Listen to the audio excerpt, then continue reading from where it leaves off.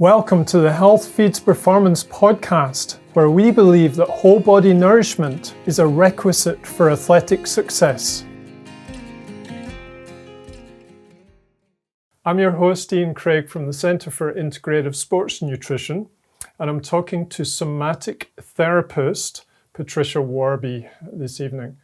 The topic we're going to be discussing is anxiety in sport, which seems to be a rising theme with quite a lot of high-profile athletes complaining now of mental health issues. So from my point of view, anxiety in sport extends beyond the nervousness that an athlete might, expect to experience when they compete, like I did when I was a middle distance athlete. But there's more going on. What else is happening in the world of an athlete that practitioners should know about and could make some differences with? So, Patricia, thanks so much for joining me.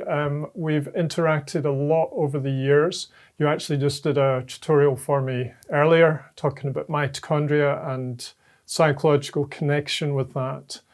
So we always get into these amazing discussions. And this evening we're going to talk about anxiety, but we're also just going to let it free flow and see what interesting stuff comes out.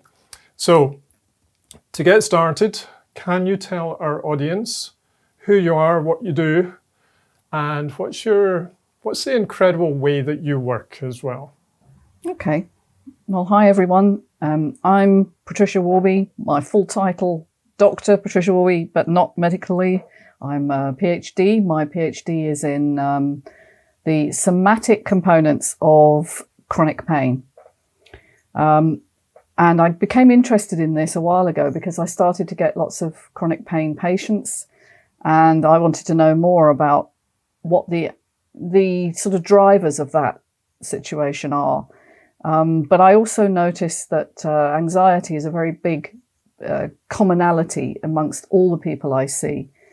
So I've been approaching it now for the last 10, 11 years, I think it is, from a somatic perspective, from a mind-body connection perspective, rather than just anxiety as a disease and it needs medicating. I definitely treat it as a symptom of a problem with the life that is being lived in some way. Something emotional is not being met in that life. And that's kind of what I investigate. I look back at their past experience, particularly childhood experience, and then I help people to resolve it through the body.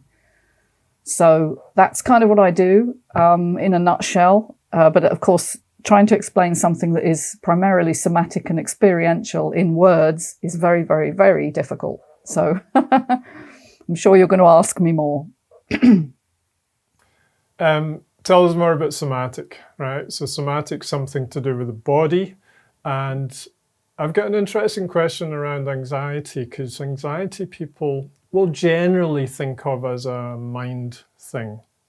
Mm-hmm. But I personally will say I'm not generally anxious in the mind, but I'll sometimes feel anxious in the body. Mm-hmm. So can you just extend that sort of observation of somatic, the mind-body connection? So my original training, funnily enough, was in massage therapy. So that's really where I began. And I found people stored so much information in the body, so much memory was stored there. And so just to treat anxiety as a mind issue is missing the point hugely. It's actually treating it as if the body operates from only one area, that nothing talks to anything else, which of course is complete nonsense. There is a feedback loop from your body to your back brain, which records both your emotional state and also the state of safety that you perceive in your environment. It's a sort of survival brain. And usually what we see, of course, there is acute anxiety, which is more situational. You've got a big meet or a big run and something's coming up for you that feels really significant and you're nervous. that's kind of normal anxiety. It's not what I'm talking about. I'm talking about this chronic, low-level feeling that persists in the body and actually feeds bottom-up information into the limbic structures of your brain and causes you to feel, out of place in some way. Nothing works properly. Your digestion goes, your immunity is impaired. Sometimes you struggle in relationships. You feel things very deeply. You get very hurt. Maybe you overcompensate with A-type behaviors because there's a part of you that doesn't believe you're worthy. There's all sorts of things that come in, and it really is present in the body. And therefore, what I ask people to do is to locate the sensation or the feeling when we engage with the problem that they're facing. Because what I have found is that talk therapy is very limited in this respect and will really only allow you to kind of navigate around the issue. It never really gets to the root cause, whereas somatics can't lie. The body cannot lie, okay? It will reveal to you exactly what's going on, whether you like it or not. It's going to tell you the truth. And so to uncover that is my specialty, really. It might sound a little bit cruel, but actually it's a very gentle process. And it helps to release this burden of unmet emotional needs that's present in the body, causing symptoms. And most people have some form of chronic anxiety, even if it's not overt and they're not aware of it. It's just something that happens to a lot of people when they come through childhood and some emotional needs are not being met in some way. What kind of clients do you work with? Well, my specialist area is in chronic pain, chronic fatigue, and chronic anxiety. And those three often have overlaps, you don't get someone who just has one and not the other. Sometimes you have all three. But my focus has been on people who get stuck in situations, repeating patterns or repeating symptoms that they simply can't get out of. Because that's where modern medicine really fails. Chronic medicine, as it's currently practiced, is all about symptom suppression and symptom management and doesn't really address the root cause, which is likely biopsychosocial. So my clients tend to be people who've had a diagnosis, sometimes of chronic fatigue or fibromyalgia. Sometimes it's just you've got some sort of OCD symptom, bipolar, whatever. The labels go on and on. In fact, they get longer every year, as you've probably noticed. And you can kind of see the burgeoning labelism that doesn't tell that person anything about what causes this problem or how to get out of it. So, I'm their last stop usually when they've done the conventional route and got nowhere, or sometimes been made worse by all the medications. Yeah, I'll second that. I work a lot with autoimmunity, and I can't remember the number of occasions I've worked with somebody with a condition that I've never heard of before, because it's a new thing that just keeps getting added. But if you get back to the root causes, it doesn't really matter what the expression is. It's the way it's manifesting for that individual. So what I was hearing there is more chronic cases. In sport, we're obviously talking about athletes today. Further down the line, I can testify that athletes will often get into that place if they've pushed too long and too far. But I have sent you a couple of athletes in the last year or two and asked you to present on the topic and that sort of stuff. So I want you to just kind of give us a perspective from a person looking outside into the sporting environment. What have you learned over, that period of time looking in? Yeah, it's a good question because sport was never my forte. Okay, so I'm not particularly adept sporting wise, but what I notice with the people I'm working with is that they all have this highly focused attitude. Almost, it's so narrow that it's an adaptation, as far as I can see, to something that feels painful. It's almost like you've got to succeed for a reason. There's an underlying driver that I've noticed, and it varies with each person, but there is this super high achieving, A-type driven personality style in most of the people that I've worked with from you. And, I greatly admire the focus and the dedication required for people to succeed at any level, particularly the elite level. And the only sort of comparison I can have is having been in academia, that kind of focus and drive, which often is a bit cutthroat as well, is sort of reminiscent for me of the kind of academic world that I come from. But these people are such dedicated individuals, and I love that about them. But often what happens is their past comes up to bite them. And yes, it's true, they haven't got usually into the chronic stage yet, but there are issues that come up that simply don't go away. Maybe they have an injury that doesn't heal, or travels around the body.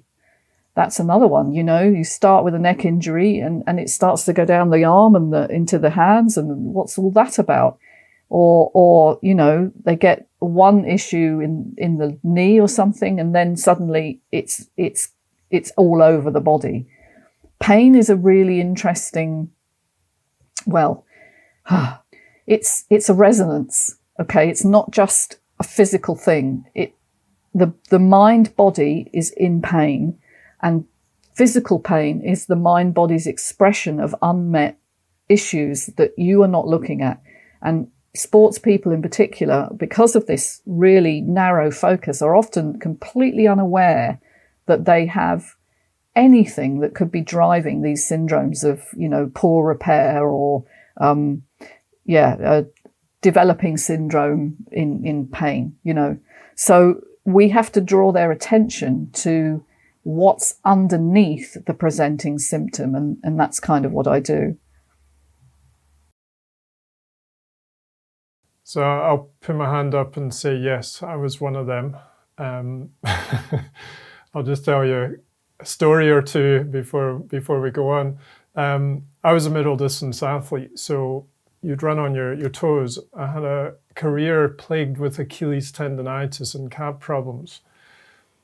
But there were many occasions where I'd get some small injury or a tweak, not even an injury. And I'd be getting massage, physio, I'd be doing all the rehab exercises. The race I was trying to taper for was coming closer and closer, and missed the race. What happens? Next day, I go out and run and the pain's gone. That was interesting. So that was my experience. I had several kind of things like that happening to me in my career. Like I remember training in Australia and my mileage was starting to creep up, and I had in my mind, when I get to 70 miles a week, that's when injuries come. And guess what? 1 week later, I was injured.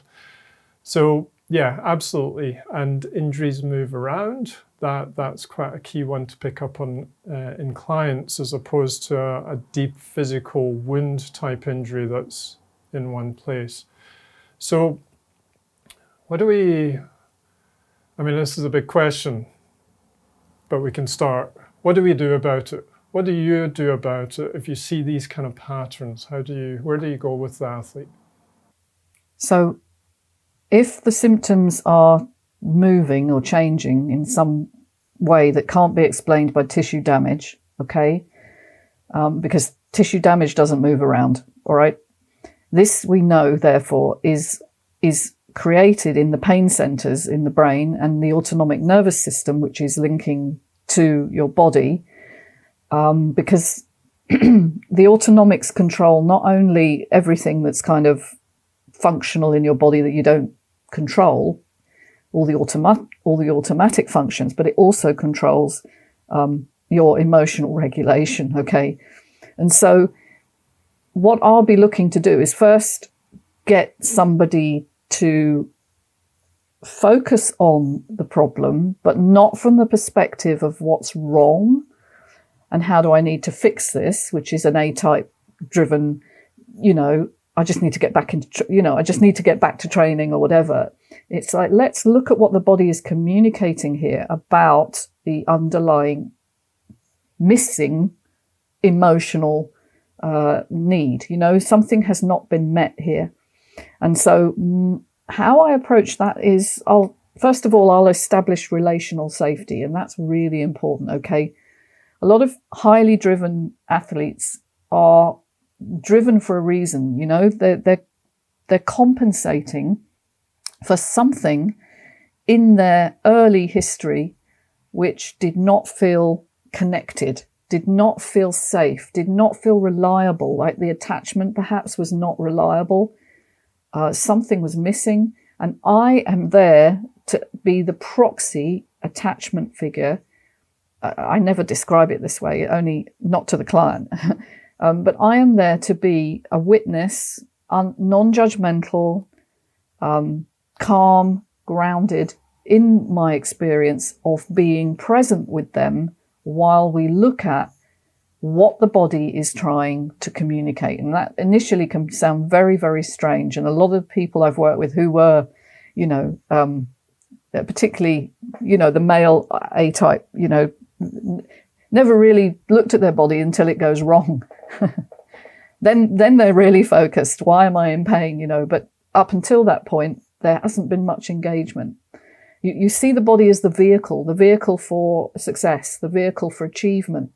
And that's why you push it so hard, because you need to satisfy that unmet emotional need of mattering, of having significance. So it is about kind of being the quiet, calm connection that they never had, and allowing the body to be heard and witnessed and experiencing something beyond the average conception of what pain means and what is really going on inside them. So we do get a bit experimental with this, but I like to start with something called havening, because that's a very grounding technique that everyone can learn, and they can do it at home. And it's something that helps neurologically regulate initially and allow a nervous system to connect properly one-on-one with someone. And that may be a difficult thing for some people if they didn't have this reliable connection before. So I'm kind of training the nervous system to respond in new ways, which are not the strategy that was adopted in childhood, but is a new responsiveness to feeling safe. I don't know if that explains it, but that's what I do. So you're talking a lot about childhood, and I'll go into a question that I've just picked up in the chat box by Scott. So ACEs are adverse childhood experiences. He's asking if PSTD, post-traumatic stress disorder, would have a similar manifestation for maybe disabled athletes after their accident, or cyclists coming back from a big crash, for example. Does that trauma of the event stay in the unconscious and kind of roll out as anxiety and have a lasting effect? Absolutely. And the body doesn't have labels. The body doesn't have the PTSD label separate from trauma, or what it's manifesting is feeling lacking support for something that's been so overwhelming that the coping strategy of the nervous system, that adaptation range, has been overstepped. And the nervous system can no longer adapt in the sense of it can heal and respond and bounce back. So PTSD is just a label we give to extreme symptomology from, usually, it has to be said, shock trauma. Okay, so yes, you have an accident. a one-off event happens that completely overwhelms you, causes some sort of physical or mental, emotional wounding. But most trauma is not of that kind. By far the majority is slow, daily, relational wounding from misattuned, it has to be said, family structures. All right, and usually there's some attachment wound, usually with one or both parents. Sometimes it can be bullying in the family, or you just not given the space and the support that you need.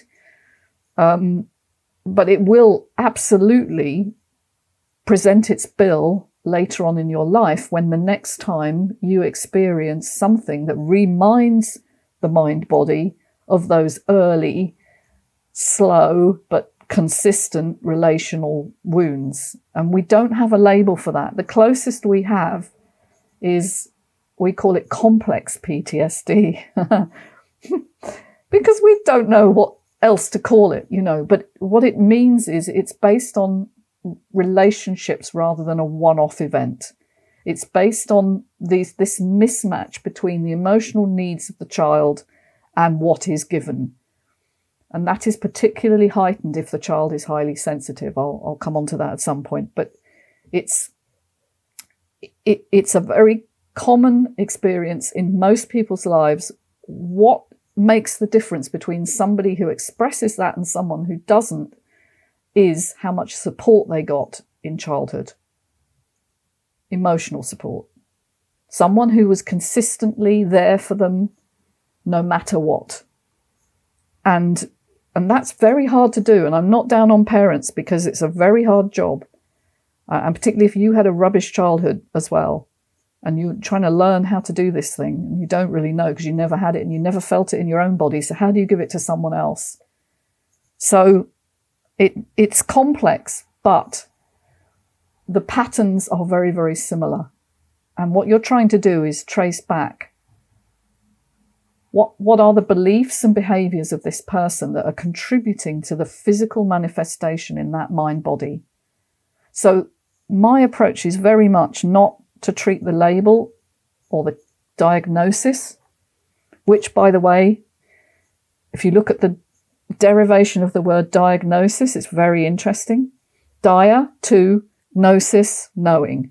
All right, it's comparison between one thing and another in order to derive some understanding of what the patient is or person is suffering. And we used to think the diagnosis would be like the endpoint that would give us the cure. But these days, a diagnosis, anxiety, you have bipolar disorder, you have ADHD, is only descriptive. That's what it's doing, is just ticking a certain set of symptoms in the DSM, which is the Psychiatrist's Diagnostic and Statistical Manual. And it's saying, oh, here's the constellation of symptoms. And this is therefore presenting as this label. But then you go to a different consultant and they will see a different set of overlapping symptoms and they will call it something else. So many of the people I see have diagnoses, a long, long line of different diagnoses at different times in their life. And my approach is to look at the person in front of me who is presenting rather than the label that needs a cure or a fix. And exactly the same in physiological medicine. IBS, irritable bowel syndrome. Well, yeah, pardon the pun, but no shit. It's just a description. Let's look at the person. Let's look at who's behind the irritability in that bowel, I should say. Let's go into a couple of examples. I think that would be quite useful from what you've talked about in the childhood. I'll just throw out a personal example again. I was a sensitive kid. As you said, we can go onto that in a minute. I was bullied around about age 8 or 9, something around that. I started running age 10 and I was a natural and just went straight into it, started winning straight away. And the confidence picked up, and then the bullying stopped. It's like, okay, right. So there's some psychological attachment at that stage, roughly age 10, that contributed to a 20-year career of, chasing an Olympic medal, which I never got to, but I had a good try. How about adding another example in, Patricia? We talked about somebody that we both worked on with earlier today. So do you want to just share a couple of things about him that would consolidate what you've just been talking about? Yeah.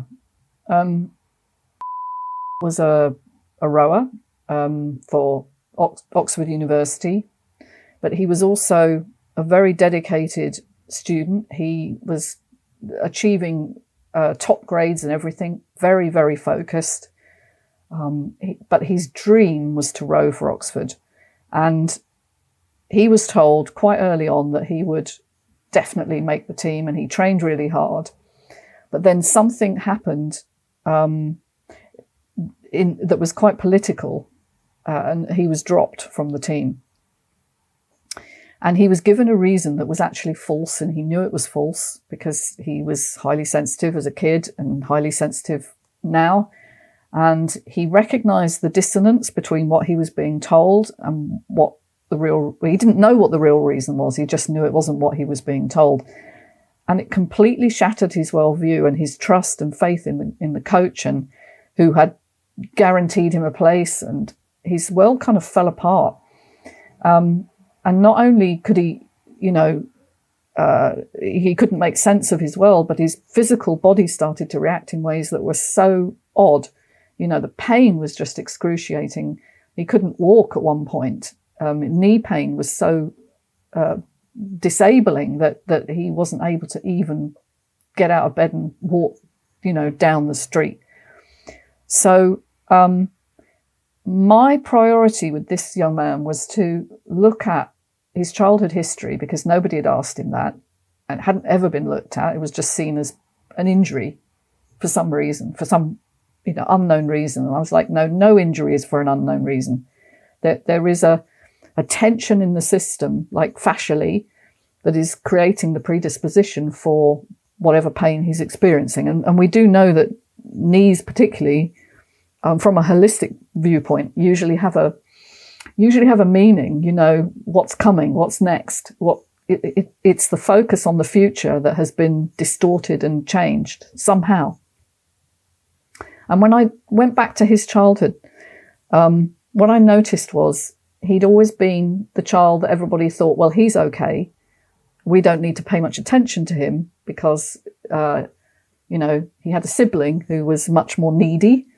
And so he didn't get the support he needed in terms of even someone turning up to sports day for him, or, he was just left to get on with things. And so his coping strategy was very much, I can do it. I'm fine. I'll just get on and prove to you how much I can achieve. And that's what he was doing. But then when the betrayal happened, because when somebody lies to you, that's a betrayal of trust, okay? There may be very good reasons why they lie to you. But when they do, and you perceive that, it distorts your mind-body's view of who can be safe and who, what's safe in the world and what's not. And so we found that he felt hyper-responsible for maintaining this view of himself as invulnerable, as high-achieving, very, very dedicated. And when he didn't get the very thing that had been the crowning glory for him, the pinnacle achievement, he felt like his whole meaning and purpose had been completely crushed. And he didn't have any faith in the future. And lack of faith in the future is going to play out as chronic injury. So how we solved it, I would love to say I had a protocol that I just followed and, that worked. But it was very much exploring with him what he was afraid of, actually what he was afraid of. And what he was afraid of was failure, with this hyper responsibility resting on his shoulders.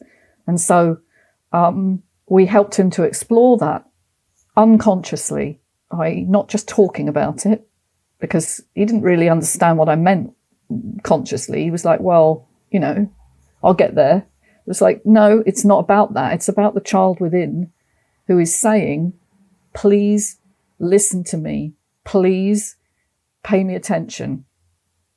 Please love me. Because that is what your emotional brain is asking. Am I loved? And your back brain is saying, am I safe? And those two things are completely unconscious, and most people are not even aware that they're expressing those needs, because we're so focused on thinking, you know, what do I need to learn? What do I need to do? How do I need to fix this? So it's going back to the roots, really, and looking at what makes that person sitting in front of you. What is their belief structure? How do they feel about themselves? How much embedded shame do they have? Because everyone has some. Shame is not about failing in deed. It's about not being good enough in being. It's who you are, not what you did, is not enough. Somehow. It's a learnt experience from this misattunement between your emotional needs and what you received. And he had loads of that as well. So it was a case of kind of helping him to uncover that and then witness it and then release it. And it worked. Fantastic. And he ran London Marathon last week after, last September, hardly been able to take a step. So yeah, it was incredible. It's almost like a butterfly just opening up from a chrysalis. Yes, indeed. It's a good analogy. Yes. Because it's reworking. You know what happens in the chrysalis is you get all the materials and you create the soup, and then you create something new out of it, all right? It's not that I dissolve people, because I don't, you know. I sit with them and they maintain their wholeness. But we explore the maelstrom of emotional kind of messiness that's underneath the coping strategy in order to kind of reconstitute a grounded view of yourself that's built on the foundation of I am enough and I am safe in this life and safe in my body, which may have been missing in childhood. And that is taught really through using sensory input in connection with a safe other, which is what I provide. I'm heart to heart. I'm heart connecting with that person, and they are not judged and they are welcomed. And the nervous system is interpersonal, so it absolutely responds to that. You're responding to that right now as you're listening, all right? Because I can see it in your face. There are little things that are happening that you're assenting to. I can see your brain is taking in information. And so really what we're doing is we're rewiring from a grounded baseline of who I am is worthy, which is a whole nother ball game.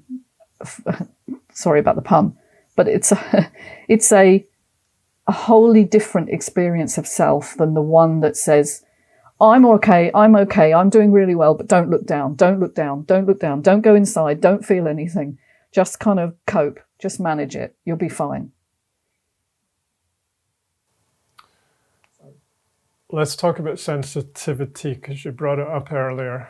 And when we were discussing with the students earlier, one of the guys on the course works with academy footballers, and you said, well, look out for the quiet ones that seem okay, but there's a lot going on under the bonnet. Mm-hmm. What is sensitivity? What's a highly sensitive person? What's the implications in anxiety? What are the pros and cons in a sporting environment that they'll need to experience and navigate? Okay, so what we have discovered in the last 10 or so years is that sensitivity in human populations does not follow a standard deviation, the bell curve. Instead, it is grouped into 2 or 3, some people say it's 3 distinct groups. there is a subset of people, it's about 20% of the population, who are born, in other words, it's a trait, not a condition, who are born with much higher reactivity inside their nervous system to stimulus of all kinds, good or bad. And it's more to do with how it's processed within the brain. And so sensory processing sensitivity is now the new term, SBS, for high sensitivity, because it describes it better, and it also takes away that stigma of, ooh, I'm highly sensitive, don't touch me. It's not about that. It's actually about children who process differently. And I do believe it's more of a neurodiversity, actually, although we could say some neurodiversities are more developmental. This is definitely something that's present in the womb. It's been demonstrated that some children are just more reactive. Now, what does that mean for the person growing up is that their needs are greater. They need a stable environmental baseline. They need somebody who's present for them unconditionally in order for their brains to fully grow and integrate. Neurodevelopment is predicated on the quality of the environment that person perceives. But it's doubly so for highly sensitive individuals. And often highly sensitive individuals are not the ones who will shout out and be loud and, look at me, look at me. They're the ones that will need to go inside in order to deal with whatever's happening. And so they tend to be more quiet, more introspective, more thoughtful. They'll feel things really deeply. They're very empathic. They're often very popular because they know how to deal with other people's emotions. In fact, they often take them on themselves. Their boundaries are very porous, and they tend to absorb the emotion of whatever's going on around them. But that can have a chronic toll over time, because these boundaries, being very poorly established, can easily lead to overwhelm in that child and later on in that adult. And so we have to look at sensitivity as being something that needs recognition, and it needs extra special care to be unconditionally present for that person, no matter what, and to kind of attune to them in ways that don't have to be asked for.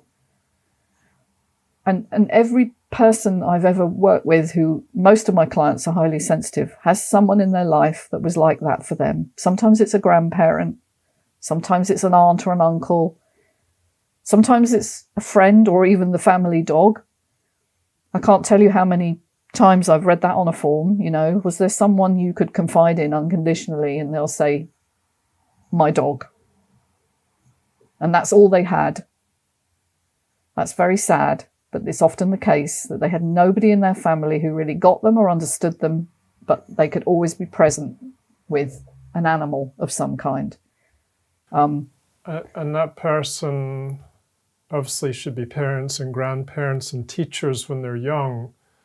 But as they're growing up into a sporting environment, Coaches, some sensitive people will have, be highly driven as well. And then the coaches can step in, in some cases. And they need to be really aware of what the characteristics of high sensitivity are. When somebody who's highly sensitive is criticised or their performance is called into question, you're smiling wryly there, all right, it sets off like an alarm in the body. It's not something that just they can deal with and it just goes over their head. Like ordinarily sensitive people would just be like, yeah, so what? You critique a person who is highly sensitive, they are forced into this kind of state of high arousal of something's wrong and I need to fix it. And then they go into rumination. rumination is what I call the rabbit hole, just over and over, going over the scenario. I should have said this, I should have done that. What if they had said that or done this? And that drives, of course, this huge burden of anxiety, because anxiety is just a scream from your mind body that something is not well. And so we have certain characteristics that we need to be mindful of. I think everybody should understand high sensitivity, that it sometimes masks as other things, there's a lot of crossover in different neurodevelopmental issues, but just to recognize that someone needs a calm, centered person who's present for them and is unconditionally supportive. And as we know from stories in the news recently, that's not always the case in sport.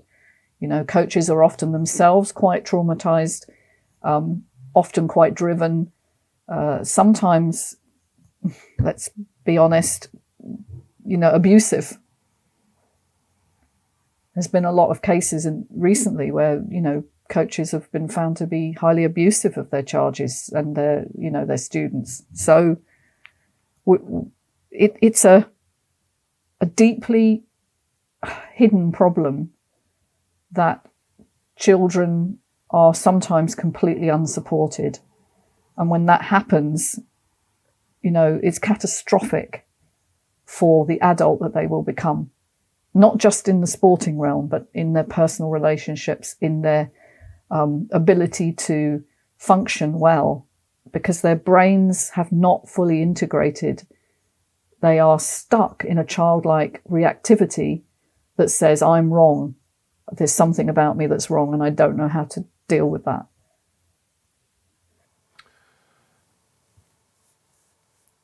So, Patricia, why is it we seem to be getting more reports nowadays with athletes with anxiety and mental health issues?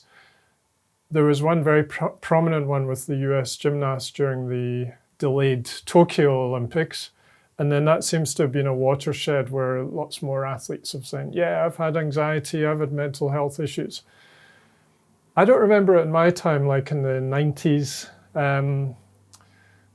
What's changing? Is it societal changes? Is it at all levels? Or is it associated with the sports itself? Maybe there's not an answer to that question, but, have you got any thoughts on the topic?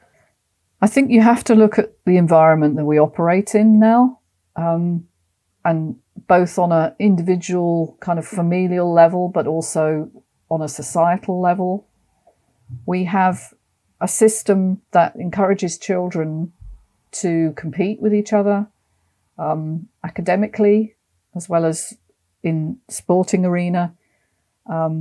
We have social media that bombards us 24/7 with a false kind of sense of connection, what Esther Perel calls artificial intimacy, or AI, which I think is rather a beautiful term. All right.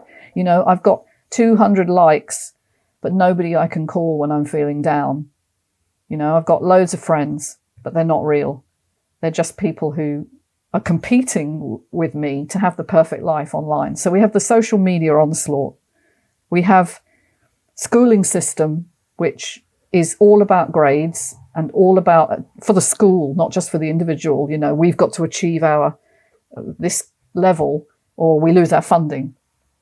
And so we're not looking at a holistic care of individual children. We've got the pressure to achieve is huge. And the communities that perhaps you remember and I remember, my school friends were very supportive. My neighborhood was supportive. I think we lack that now. And we have a lot of children who've been completely disconnected from their communities by COVID, of course, and the lockdowns, and now everything's online, and even teaching is online, and schools are struggling to bring in pastoral care, to bring in, one-on-one connections with children, and they're often punished for acting out their distress. Quite apart from the the intergenerational trauma is, of course, cumulative. So if you're a traumatized child who grows up to have a child, then you're likely to not know how to connect with them well, and you create that pattern goes down the generations. So the answer to that is it's not one thing. But you know, I've got this book, which I recommend. The Myth of Normal, Gabor Mate. I'm halfway through it. It's an extraordinary book. And he is talking about precisely this thing, that this epigenetic understanding that your genes are molded by your environment extends not just to the individual experience of growing up, but to the society at large. And I think we're just seeing so much more pressure on individuals and less support. And that is catastrophic. As I said, that's going to send you into this fight and flight, sympathetic activation, almost on a constant basis. You're bathed in cortisol, which just destroys your body over time.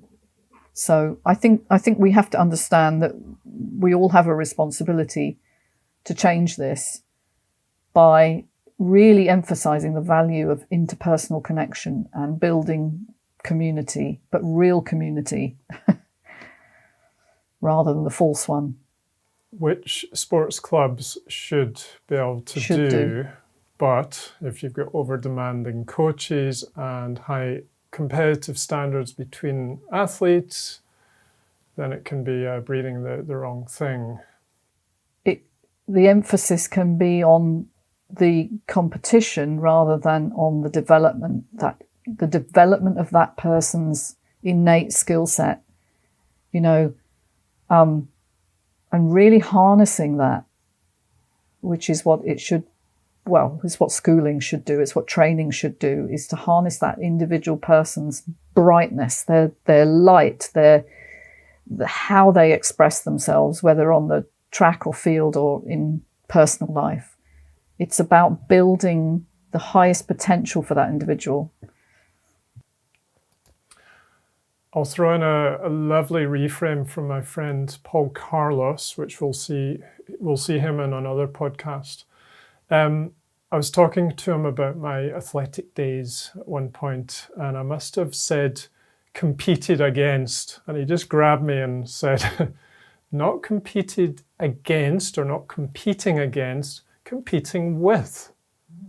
And that's a lovely reframe that the bottom line is all these people doing the same kind of sport as you are similar minded. They can be your friends. And you see that with international athletes. I give an example, a colleague, Henrietta Paxton, who's a nutritional therapist. She was an international pole vaulter.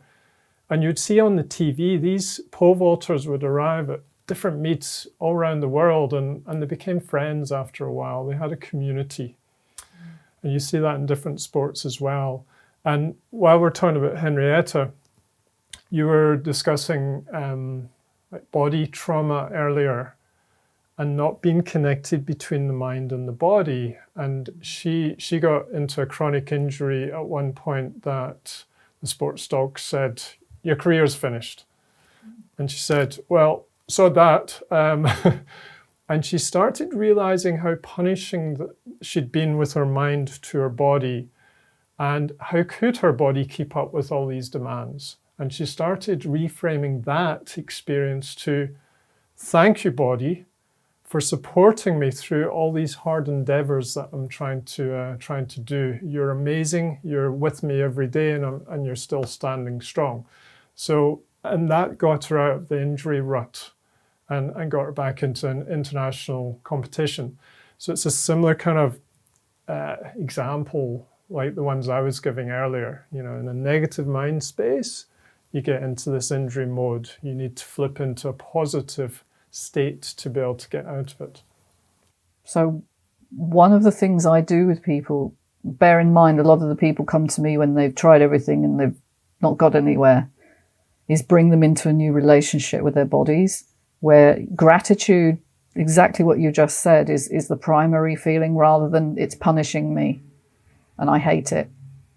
They've lost connection with the message that the body is trying to give, and they've identified with this idea that the body is punishing them in some way by failing. Getting into the idea of gratitude is profoundly healing. And so often I say with people, thank you, body. We do actually say that. We start to talk to the body as if it was a thing, as if it was another person. And the body's response to that is, well, thank God, because I've been screaming at you for years. And, and now it's time you listened. So I think that's what I mean by mindset, is coming into a new relationship with this deeply connected system. This is not a bundle of organs that operate independently.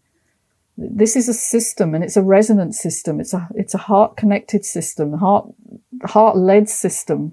And so your emotions around yourself and other people really impact you on a physiological level.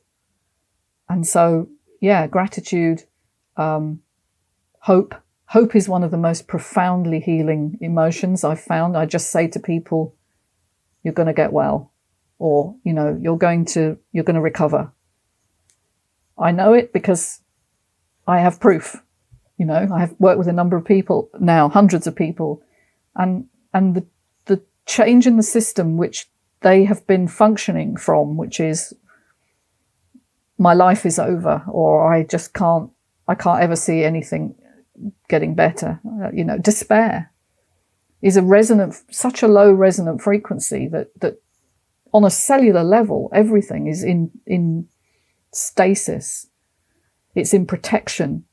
And so we have to open that up to a new resonance of hope, love, gratitude, finally into empowerment, true empowerment, which isn't about pushing yourself into high achieving competitive states. It's about, I deserve to be here, and I'm going to express what's wonderful about me without any hint of big-headedness or pride. This is about a journey to wholeness, which says, I am here, I deserve to be here.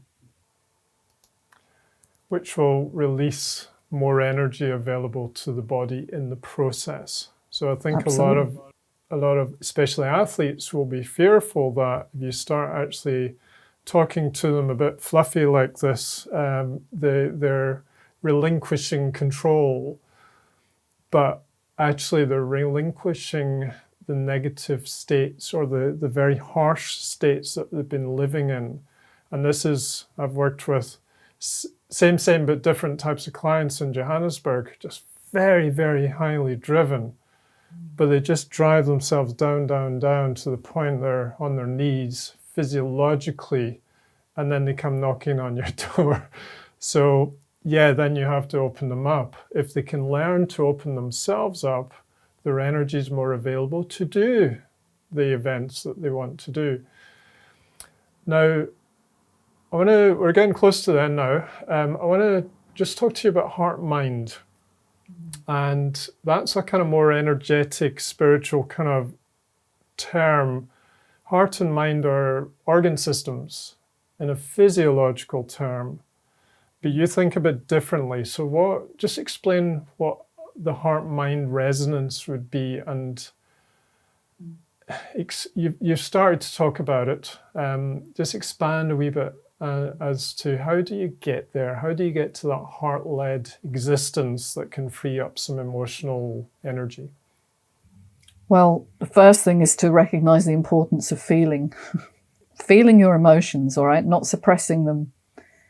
Allowing all the emotions. We're not just talking the good ones. We're not just talking, fluffy emotions. We're talking rage and guilt and shame. And it's the heart is not just a physiological pump. It actually has an electromagnetic field which goes out for a long way outside the human body, 10, 12 feet. It's measurable. It's toroidal. You can map it. And it's very responsible for entraining the brain, so creating states of being which are harmonious, and also connecting with other people and other living things. And so this understanding I would have obviously laughed at before, because I'm a scientist. I've trained as a biochemist and physiologist, and nobody taught me anything about this. This was just the heart was a pump and the brain was the CEO of the body, and it just followed all the instructions, whatever the brain told it, it sped it up or slowed it down. The heart is so much more than that. It has this ability to feel things way before the brain does. Okay, it perceives things in the environment. It has sensory neurites that make it actually a sensory organ of great sensitivity. And the Heart Math Institute have done experiments, and they've been corroborated elsewhere, where people are shown rapidly produce pictures on screen that are either distressing or lovely. And the heart is able to predict which picture will come up before the brain perceives it, all right? Because something about that the heart can detect. And so if you think of the heart being as the main sort of resonant organ of the body that is able to direct information flow to states of mental activity, that is closer to the reality than we've got this top-down brain which controls everything. And how to enhance it? Well, getting into feeling states, acknowledging your pain, acknowledging your joy, acknowledging who you are, allowing other people to help you and connect with you, because a lot of people shut that down for various reasons. Reaching out for help is a really big thing for a lot of people. And just noticing who's safe for you and who isn't, and reaching out to the people that actually feel good to you. So we're back to community, but the heart is just a very key. Heart-based connection is impossible to describe on a material level, because it doesn't have an image. There's no direct connection. There's no rope that links you and me, or me and anybody I'm working with, but they feel it inside when I'm present for them. And if I just give you an example, like if I turn away, or I look really bored or angry, or whatever it is, your heart feels that. All right, you're like, oh, this woman doesn't like me very much, or God, I'm obviously a problem because she's not interested, So I make a point of leaning towards people, and they know, their bodies notice that. Lean towards them, a good manner, a good voice prosody. And it's not something I think, it's just natural to me, because I want to know these people and I want to know who they really are, and I believe in them. And that is what engenders the connection. So anyway, it's hard to explain in words, but there you are.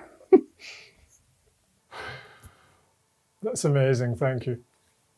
And you do express it in more than words, as you said, with your body language. Patricia, how do people find you? Website, social media. Please also mention one or two of your books and your course that you run as well. Okay. You can find me on alchemytherapies.co.uk. That's my therapy site. That's if you want to come and work with me or join one of my group programs. I'm also on patriciaworby.com, which is my kind of author education site, anything to do with my books. And I've written 7, I think it is now. I've got an 8th on the go. Not very productive at the moment, but I will get there. I've written one specifically on chronic conditions and stress and trauma, and that's called The Scar That Won't Heal. That's one I wrote in 2015, but I've also updated it after COVID, because COVID was such a massive societal trauma that I felt it deserved extra information. So I rewrote it then. I've also got books on the importance of the microbiome, cellular aging and health, the electromagnetic nature of the human experience, even down to the DNA, which is, God, that's another topic we could go into. DNA is a resonant molecule that stores information, and a few esoteric ones as well, like things about dementia and the beauty of natural harmony in mathematics and so on. So anything that interests me. You can find my courses on my website, or I do a couple for the Chrysalis Effect, which is a specialist recovery program for people with chronic fatigue and chronic pain. So, you know, I'm all over YouTube. I've got my YouTube channel, which I do a regular weekly presentation. You just type in Patricia Worby, you'll find me. And that's about it, really. That's probably the best way of communicating with me. Thanks, Patricia. We could quite easily go for another hour or so. So I think we could, yeah. We'll have to. We'll have to do another. I'd like to express my gratitude towards Patricia and all my other guests on the Health Feeds Performance podcasts. To see or to listen to some of my other interviews, subscribe to our YouTube channel or come onto the other podcast main channels. Also, I want to hear what you would like to learn in sports nutrition. So please share your ideas. Come onto our website, www.intsportsnutrition.com. And while you're there, have a wee look at the array of courses that we run. So, bye for now.